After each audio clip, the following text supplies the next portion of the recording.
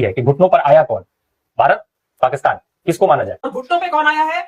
घुटनों पे भारत आया है। मोदी ने देश की संप्रभुता और देश की विदेश नीति को ट्रंप के हाथों में गिरवी रख दिया है कि मोदी जी उसके चरणों में बिछ गए हैं। मतलब जिस पाकिस्तान को आप कह रहे थे कि पिद्दी सा देश है, 2 दिन में खुश हो जाएगा, आपकी वायुसेना की कमजोरियां उजागर हो गई है। आपने जिस रफाल की सुरक्षा की दुनिया में बेस्ट है, दुनिया में बेस्ट है, वो फेल हो गया है। अब क्योंकि ये नाकामियां और उजागर ना हो जाए, इसके लिए मोदी जी को सीज फायर करवाना ही था। तो खुद तो कैसे करते? 56 इंच का सीना जो था उसकी छवि ध्वस्त हो जाती। तो इसलिए ट्रंप को बैकडोर से बुलवाया गया कि आओ जी, हमें किसी तरीके से इस चक्कर से निकाल दो। India's revelations forced America to intervene is what we are learning. US ceasefire push was intensified only after India informed the US about what Pakistan was up to is what we are learning.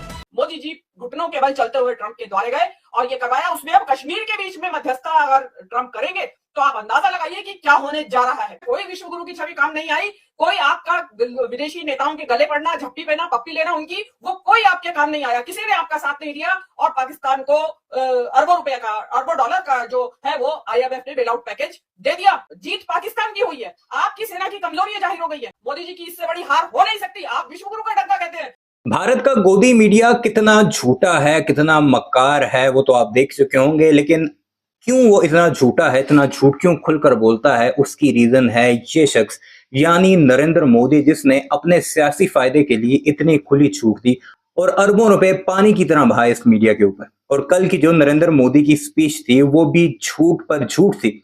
हर बात पे उसने झूठ बोला, खासकर वो बात जिसमें उसने कहा था कि पाकिस्तान ने रिक्वेस्ट की सीज फायर की। पाकिस्तान ने तो जंग शुरू नहीं की थी। पाकिस्तान ने तो जंग से पहले ही ये कहा था कि हम किसी तीसरे मुल्क को बीच में डालने के लिए तैयार हैं। वो आए और तहकीकात कर ले, अगर पाकिस्तान का इसमें कोई रोल है तो हम हर तरह की कार्रवाई के लिए तैयार हैं। लेकिन फिर जंग मुसल्लत की भारत ने और फिर क्या कुछ हुआ वो रहती दुनिया तक इंशाल्लाह भारतीयों को याद रहेगा। लेकिन सवाल ये पैदा होता है कि क्या पाकिस्तान ने सीज फायर की एक रिक्वेस्ट की थी? वो इस वीडियो में भारतीयों ही की जुबानी आपको सुनाएंगे। वैसे CNN ने तो बाकायदा तौर पर अपनी एक स्टोरी में ये बता दिया कि मार्को रूबियो जिस रूम में बैठा था वहां से हमारे सोर्स ने बताया था कि पाकिस्तान के जबरदस्त अटैक के बाद भारतीय इतने बौखलाए कि वो दौड़े दौड़े US के पास पहुंचे और उसे कहा कि तुम इंटरवीन करो और इस जंग को किसी तरह रुकवाओ। बहरहाल इंडिया टुडे की भी रिपोर्ट आपने देखी होगी, उसका कुछ एक छोटा सा क्लिप आपको दिखाएंगे। और दूसरा के किसको नुकसान हुआ और घुटनों पर कौन आया, खुद भारतीय सहाफियों ही की जुबानी आपको सुनाते हैं। इस वीडियो में मुलाहिजा कीजिए और पाकिस्तान जिंदाबाद लिखना मत भूलिएगा और साथ ही साथ चैनल को भी जरूर सब्सक्राइब कीजिएगा। मीनू मैम, घुटनों पर बैठने की बात हो रही है। घुटनों पर जो सवाल है मेरा वो आज यही है कि घुटनों पर आया कौन, भारत, पाकिस्तान, किसको माना जाए?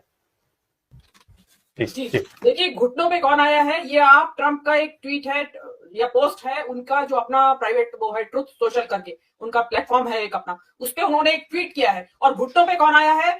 घुटनों पे भारत आया है। मोदी ने देश की संप्रभुता और देश की विदेश नीति को ट्रंप के हाथों में गिरवी रख दिया है। उन्होंने क्या लिखा है अपने ट्वीट में, अपने पोस्ट में? उन्होंने लिखा है कि मैं दोनों देशों के साथ ट्रेड करूंगा और सब कान खोल के सुनने दर्शक, उन्होंने कहा है कि मैं कश्मीर के मुद्दे को दोनों के साथ बैठकर सुलझाऊंगा। जिस कश्मीर पे आज तक कोई थर्ड पार्टी मीडिएशन की बात नहीं हुई आज तक और ना आने दिया गया, उस पे अब ट्रंप साहब थर्ड पार्टी मीडिएशन करेंगे, बैठ के वो सुलझाएंगे। मोदी जी देश को बताएं कि क्या क्या गिरवी रखा है उन्होंने ट्रंप के पास, कि जो ट्रंप कश्मीर के मुद्दे को सुलझवाएंगे। क्या कश्मीर पाकिस्तान को देने की तैयारी तो नहीं हो रही है? इसके अलावा मैं 3-4 बातें रखना चाहती हूँ उसमें कि ये IMF के पैसे से खरीदा गया सीज फायर है। उसमें इंडिया ने चुप्पी लगा दी। इंडिया का कोई प्रभाव काम नहीं आया, कोई विश्व गुरु की छवि काम नहीं आई, कोई आपका विदेशी नेताओं के गले पड़ना, झप्पी पहना, पप्पी लेना उनकी, वो कोई आपके काम नहीं आया। किसी ने आपका साथ नहीं दिया और पाकिस्तान को अरबों रुपए का, अरबों डॉलर का जो है वो IMF ने बेल आउट पैकेज दे दिया। मोदी जी की इससे बड़ी हार हो नहीं सकती। आप विश्व गुरु का डंका कहते हैं कि आप कहते हैं दुनिया सुनती है जब मोदी जी बोलते हैं। किसी की हिम्मत नहीं है बोलने की। हिम्मत क्यों नहीं? किसी भी देश ने पाकिस्तान को IMF का बेल आउट पैकेज देने का विरोध नहीं किया और जीत पाकिस्तान की हुई है। आपकी सेना की कमजोरियां जाहिर हो गई है। रक्षा विशेषज्ञ हैं प्रवीण साहनी, मैं उनको लगातार फॉलो कर रही हूं। उन्होंने बार बार वो कह रहे हैं कि एक रफाल गिरा है इंडिया का। और रफाल कैसे गिरा? क्योंकि उसमें चाइना और अमेरिका की जो मिले जुली जो एक हवाई जहाज और एक उसकी सुरक्षा, वो डिटेल है, वो मैं डिटेल बताऊंगी तो बहुत लंबा हो जाएगा। ये स्क्रीन पे वो ट्वीट है जिसका जिक्र मीनू मैम कर रही हैं। आपकी स्क्रीन पे वो ट्वीट है जिसका जिक्र मीनू मैम कर रही हैं, दर्शक हमारे देख सकते हैं। जी मीनू मैम आप कंटिन्यू करिए। एग्जैक्टली यही ट्वीट है जिसमें वो कश्मीर में बता रहे हैं कि वो मैं मीडिएशन करूंगा। तो अब आप बताइए, इसमें जो मैंने अभी पहले ये जो मैं IMF की बात कर रही थी, इसके बाद आप देखिए मोदी जी ने सबसे बड़ा क्या किया है कि जो अभी तक वो पिछले 6 महीने से कोशिश हो रही थी किसी तरह ट्रंप को रिझा ले, ट्रंप जो नाराज चल रहे हैं। नंबर 1 तो ट्रंप ने जो खुंदक खाया हुआ था ट्रंप मोदी जी से, उसने पूरी खुंदक निकाल ली है कल अपनी।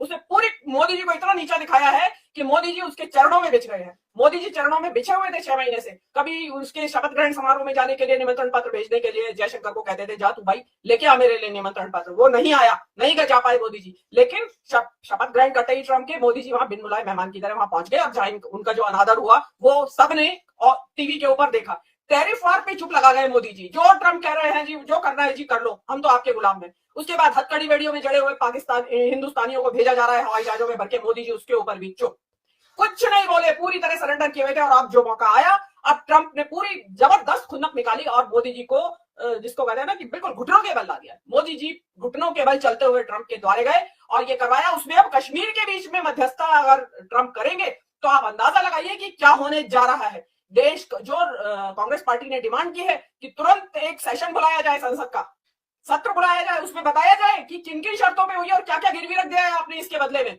मतलब जिस पाकिस्तान को आप कह रहे थे कि पिद्दी सा देश है 2 दिन में खुश हो जाएगा, मैं तो कभी नहीं मानी थी। मैं हालांकि इस दौरान मैं आई नहीं बोलने के लिए, इसीलिए नहीं आई कि आप सभी लोग अंडरमाइन कर रहे थे और अधिकतर लोग डर के मारे कर रहे थे, डरे हुए थे कि हम पता नहीं किस कानूनी उलझन में ना फंस जाए अगर हम कहेंगे तो। आपकी वायुसेना की कमजोरियां उजागर हो गई है। आपने जिस रफाल की सुरक्षा की दुनिया में बेस्ट है, वो फेल हो गया है। और बहुत जो विश्व का मीडिया है वो भरा पड़ा है राफेल की नाकामी से। अब क्योंकि ये नाकामियां और उजागर ना हो जाए, इसके लिए मोदी जी को सीज फायर करवाना ही था। तो खुद तो कैसे करते, 56 इंच का सीना जो था उसकी छवि ध्वस्त हो जाती। तो इसलिए ट्रंप को बैकडोर से बुलवाया गया कि आओ जी हमें किसी तरीके से इस चक्कर से निकाल दो। India's revelations forced America to intervene is what we are learning. S. Jaishankar, Ajit Doval briefed US and Pakistan's nuke moves. India exposed Pakistan's use of civilian flights in combat. US ceasefire push was intensified only after India informed the US about what Pakistan was up to is what we are learning.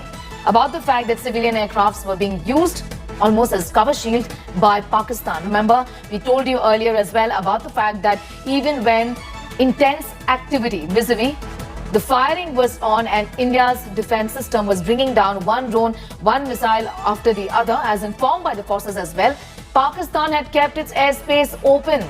This is something that External Affairs Minister Ajit Doval has told the US about and also briefed the US on Pakistan's nuke moves. I'm going straight to Piyush for more details on that at this point in time. Piyush, of course, as far as using civilians as cover shield is concerned, we do know that Pakistan had kept its airspace open to civilian aircraft, something that was highlighted by the Indian forces. But what else are you picking up as far as India informing America about Pakistan's nuke moves are concerned? What specific input was shared? What more can you tell us?